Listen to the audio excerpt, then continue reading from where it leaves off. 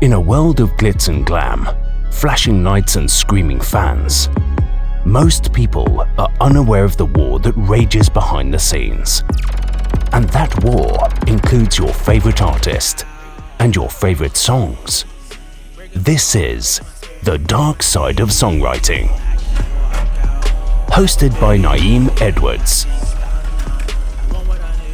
Welcome to The Dark Side of Songwriting. My name is Nayim Edwards and I am your host, Jaydayoungan, dead at 24. So, a little different for this series. I kind of like to talk about the wins a lot of times, or how we can become victorious from these crazy ass situations. But let's talk about the soundtrack to your death, because that's what your music is going to be when you get gunned down and turned into chopped cheese. Now, people like to say, it's just music, it's just entertainment, it's just this, it's just that. But in 2022, there is no it's just music. There is no it's just entertainment. We have this understanding that if you are not real or convincing, because a lot of these people pussy anyway, but if you're not real or convincing that your career is going to be that of a Will Smith, it's acting, we're not going to believe it. You might be able to pull it off, but in rap, in hip hop, there is no pulling it off if it's not somewhat convincing. Today, I actually was up at 3 o'clock this morning. Some people will call that the devil's hour, ironically. I was up at 3 a.m. and I literally went through every single song he had. I listened to all of them. Some of them I had to, I tried to listen to at least half the song. Some of that shit, I just, you hear one, you hear them all. When you talk about the kind of, when you talk about the kind of music that's being made, I know he's from Louisiana, he from them Florida folks, but like before that, right, I was up the day before he passed away, or was killed, whatever, and I saw that he was shot, so I automatically was just like, I'm gonna wait and see if he dies or not, because it was too much conflicting reporting, and I went to sleep, and I woke back up, and I actually saw that he did die. I figured he was going to die, because there is no more shooting and living, and if a motherfucker live and shoot, you might as well, whatever. But I went through the whole catalog. I wanted to say that so you know why I went through the whole catalog. And I knew who this was, but I didn't really, everybody has that one song you can pick out if they still got some motion, and the 23 Island song. And what's crazy is if you only listen to 23 Island, you would think that this person's catalog wasn't the way that his catalog was. You hear 23 Island, again, you hear one song, you hear them all. Popping Pills, Love My Girl, Money, Chopper Talk, whatever. But I actually have a few questions. And this isn't going to be getting into the details of his death. Who gives a fuck? Like, this is the first thing that came to mind. And I was listening, and it's just like some of this stuff, I've gotten into this space where I always listen to the lyrics, being a lyricist, but just a person who enjoys all the elements of music. Especially since music itself, putting a song together is like a dance. You know what I'm saying? Like, it's actually like a ballet. Every part of the ballet, every part of the dance, put all together just makes this beautiful musical. You know what I'm saying? And dance can be music and language, depending on where you are. Are you prepared to die behind what you say in your music? Realistically, or are you prepared to die behind whatever comes out your mouth? That really could be for anyone. I'm not really sure how much people think about what they say, because, I've said this, in the past that people have, we all have this assumption we're gonna wake up tomorrow. We all have this assumption we're gonna live to the end of the day. You're not prepared for the gangster being done to you. You're not ever going to be prepared to die. You know, this isn't motherfuckers living till 90 years old and then walking to the edge of the river talking about they ready to go. They're tired. You know, this isn't that. 24 years old, turned into minced meat at his mother's house or whoever the fuck house that was. Do you think Jaydayoungan was prepared to die behind what was coming out of his mouth? Now, we could kind of touch on this whole being from Louisiana, running with Florida niggas, inheriting Florida beef, whatever, like, but you got to take into account that when you become an artist, even if you have no success, when you're surrounded by people who, because especially when you're somebody who is garnering some type of attention, or you're somebody that is getting some type of attention, and this is primarily in music, but it really could be anything, you know, I was going to say, I thought about this earlier, mouth to mic, but that sounds a little crazy, but the minute your vocals hit a track, and that track is bounced out, and that track gets put out, you have made yourself a target. And you don't even have to be saying anything disparaging. You don't have to be doing anything disparaging.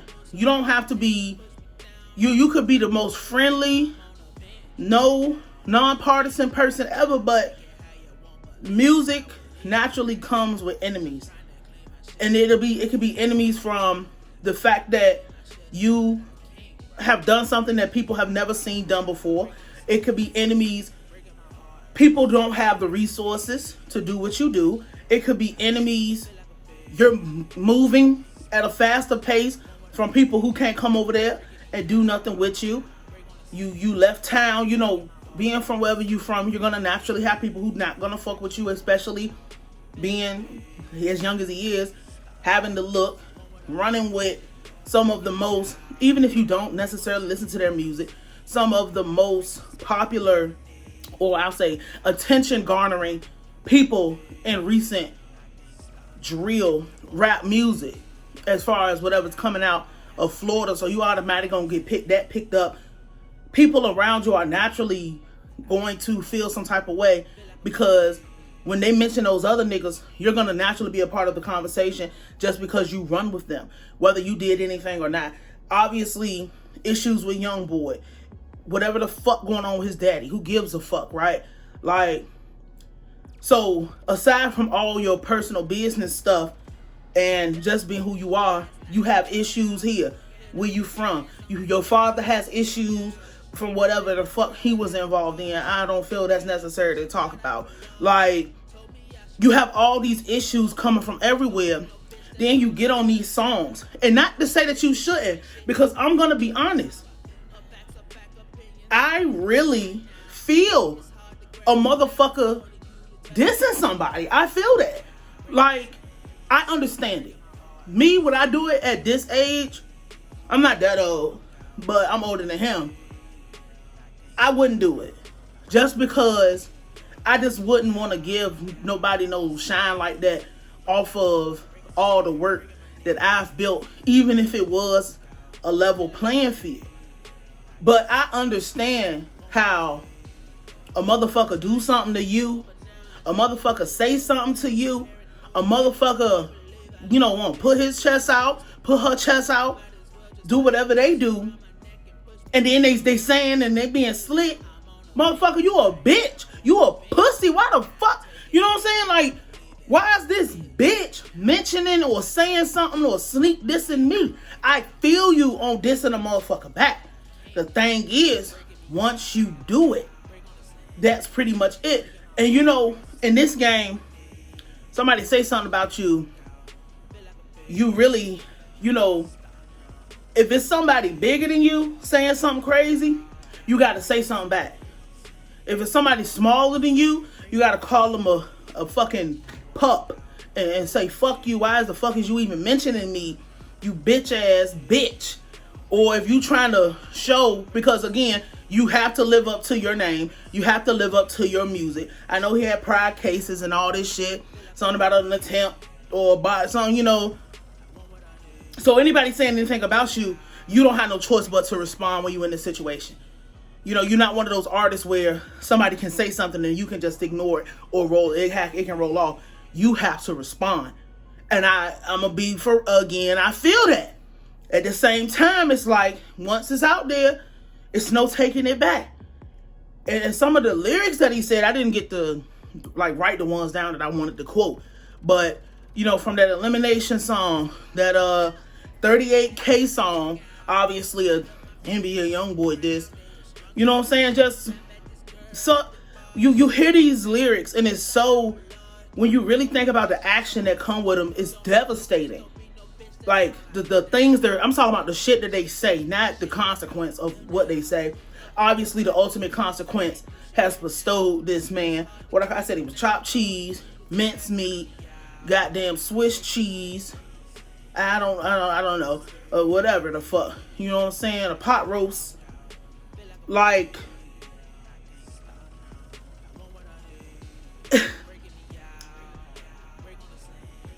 the first question again I had was he prepared? Because see, these things are going to happen to you while you sit at your mama's house. You think you safe.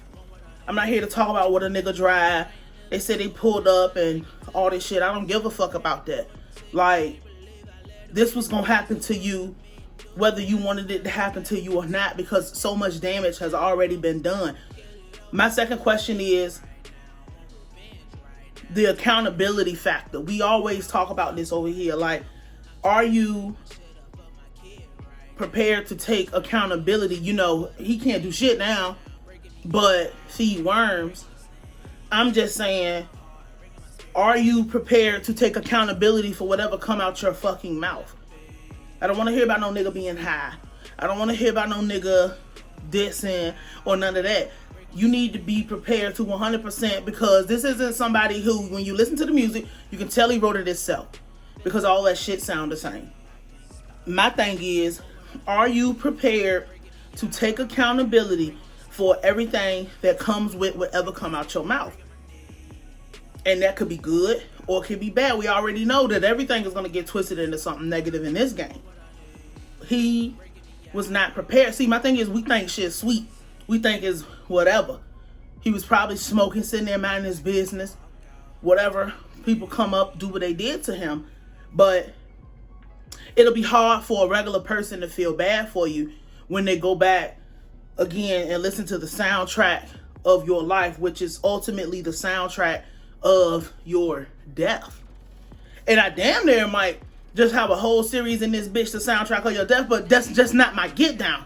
I don't like stuff like this, because being 24 years old, like, just overwhelmingly talented, you were able to pull yourself out of whatever. You wasn't rich.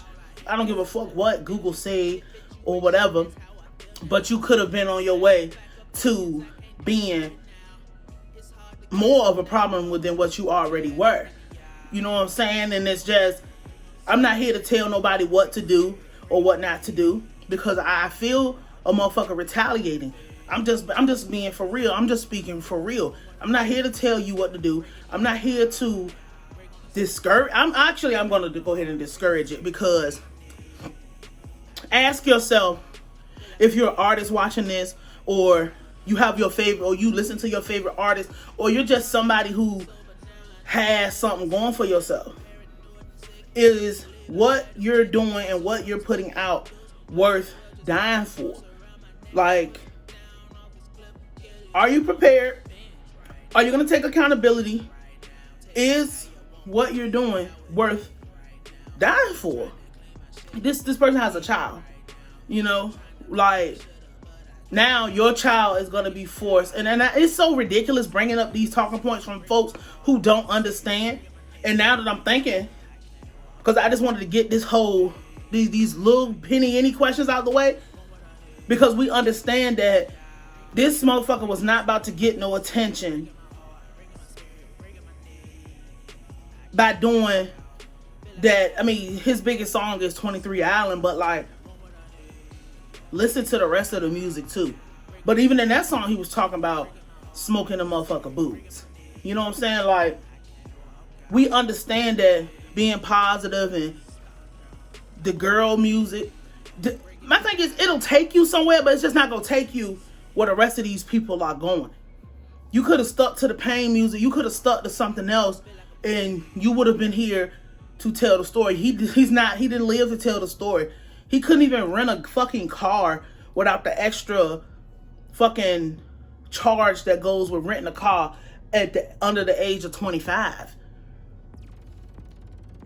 But can you blame, like, for real? Like, these motherfuckers, like, you not about to get no exorbitant amount of money doing it the other way. Especially when you go somewhere else and you inherit somebody. Like, I'm sorry, but I just don't come from that era where you could go out of town and be a part of something from somebody else's soil. That's weird to me, but I'm not here to tell a nigga what to do. It's just all these fucking elements. Again, this shit is like a ballet. All these elements and everything plays into this. You want to be famous. You want to be rich. We not clicking on your song if you're not dissing Young Boy. We not listening to your fucking music if it's not op related.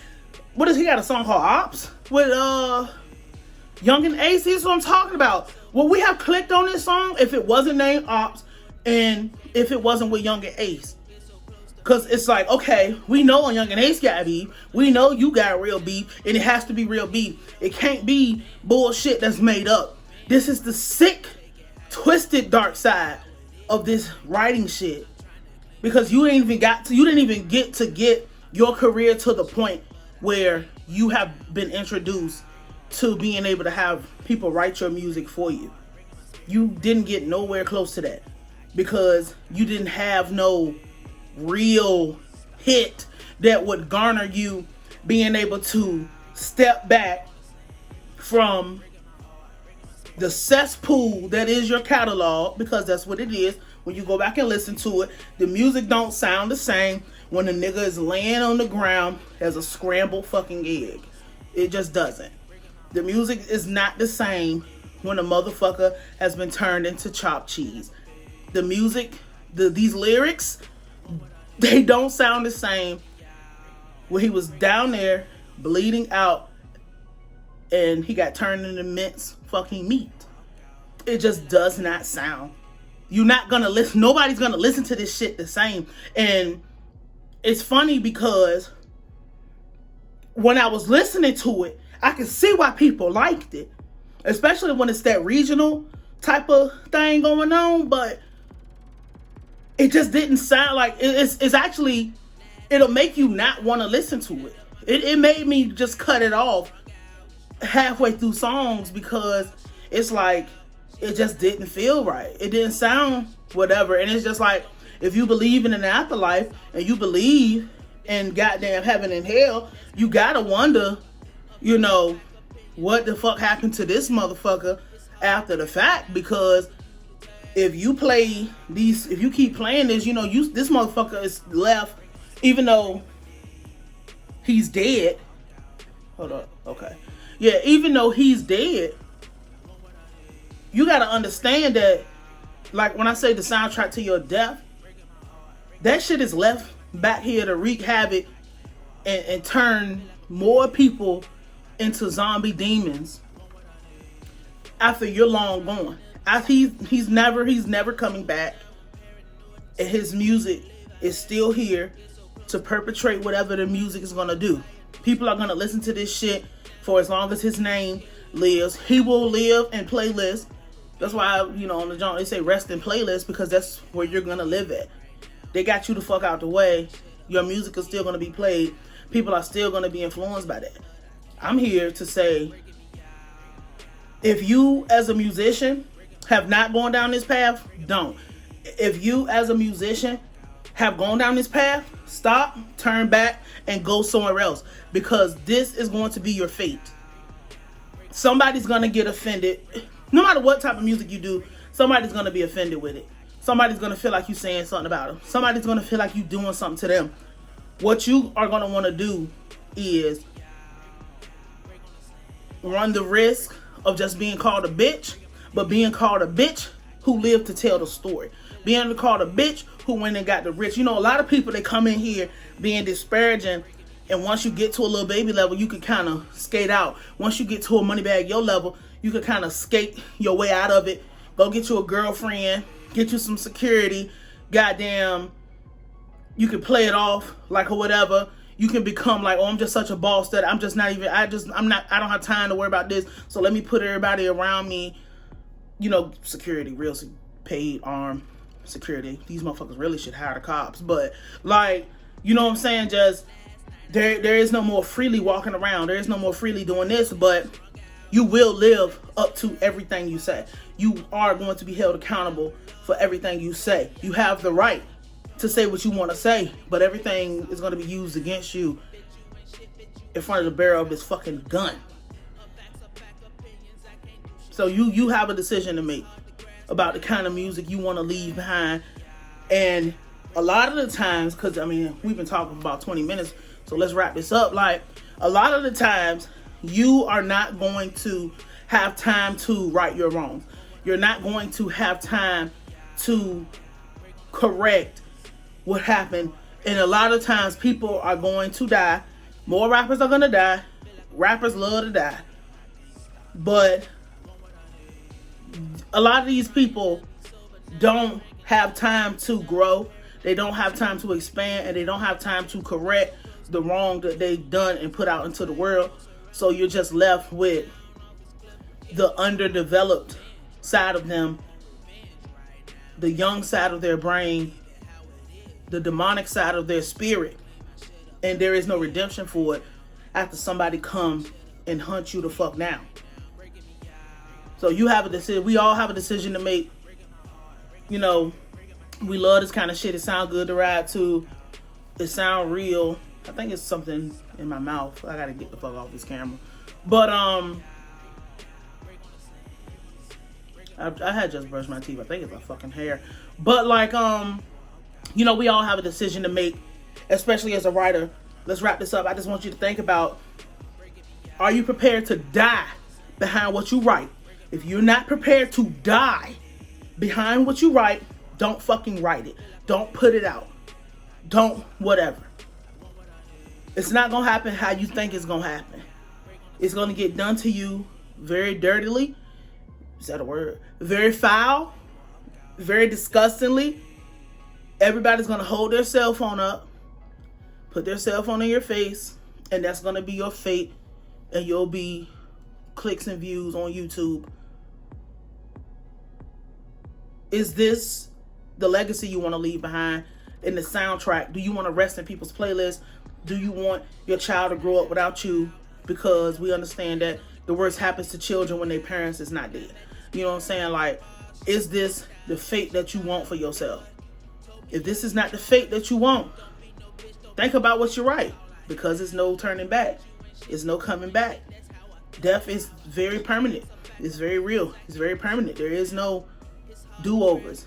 No clicks and redos and no reset on this shit. This is, once is it, you get one and you're done. This has been the Dark Side of Songwriting. If you made it this far, thank you for rocking out. Thank you to everybody who has been rocking with the channel. I really appreciate it. Thank you for your support. My name is Nayim and I'm your host, and I will holler at you.